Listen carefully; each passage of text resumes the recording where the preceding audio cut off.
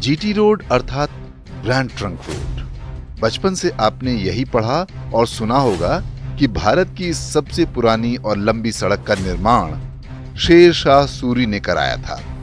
सामान्य ज्ञान के प्रश्नों से लेकर जनमानस तक में ये बात अच्छी तरह से बिठा दी गई है, लेकिन आपको ये जानकर आश्चर्य होगा कि भारतीय इतिहास की पुस्तकों में लिखे गए ढेरों अन्य झूठों की तरह ये भी एक सफेद झूठ है। आज के अफगानिस्तान से पाकिस्तान होते हुए दिल्ली, कोलकाता और ढाका को जोड़ने वाली इस सड़क का अस्तित्व महाभारत काल के भी पहले का है।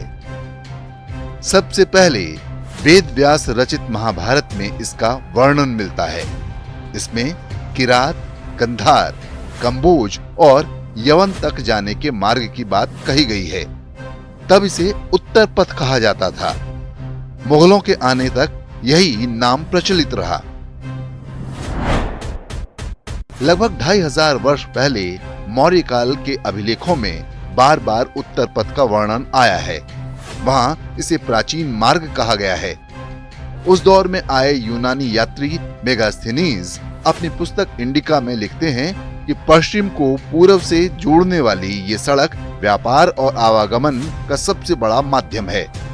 तक्षशिला से पुरुषपुर, हस्तिनापुर, ताम्लक और पाटलिपुत्र इत्यादि नगर इससे आपस में जुड़े हैं।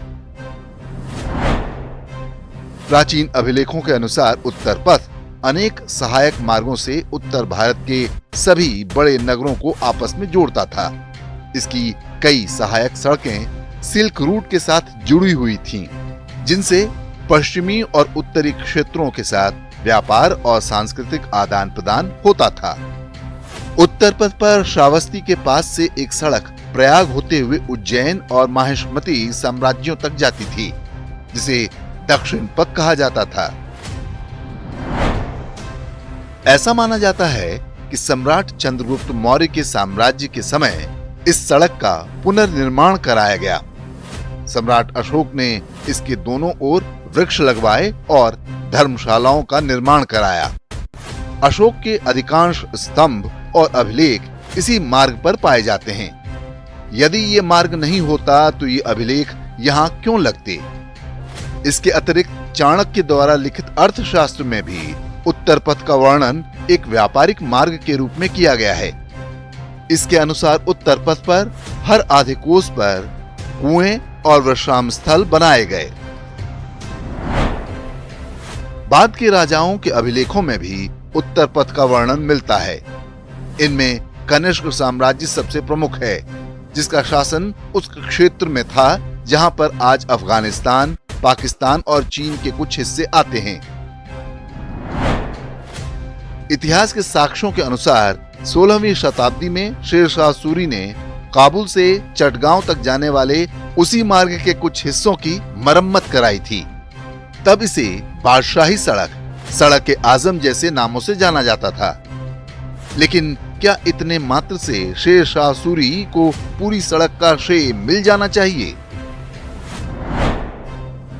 शेर शाह सूरी बाबर की सेना में सेनापति था। बाद में उसने बाबर के बेटे हुमायूं से बगावत करके सूरी वंश की स्थापना की। शेर शाह सूरी वर्ष 1540 से 1545 तक अर्थात मात्र 5 साल तक राजा रहा। क्या इतनी कम अवधि में अफगानिस्तान से बांग्लादेश तक नई सड़क बनाना संभव था? लगभग 2400 किलोमीटर लंबे इसी मार्ग में कई छोटी बड़ी नदियां और पथरीले क्षेत्र आते हैं। सत्य यही है कि पश्चिम से लेकर पूर्व तक पूरे उत्तर भारतीय भूभाग को जोड़ने वाले इस मार्ग का अस्तित्व बहुत पहले से था। महाभारत के बाद से इसका लिखित इतिहास भी उपलब्ध है। प्राचीन भारत की संपन्नता और वैभव में इस मार्ग का भी बड़ा योगदान था, लेकिन धूर्त वामपंथी जिहादी इतिहासकारों ने इसका श्रेय एक मुस्लिम राजा को दे दिया, ताकि भारत के हिंदुओं के मन में बिठाया जा सके कि जो कुछ भी अच्छा है वो इस्लाम के आने के बाद का है।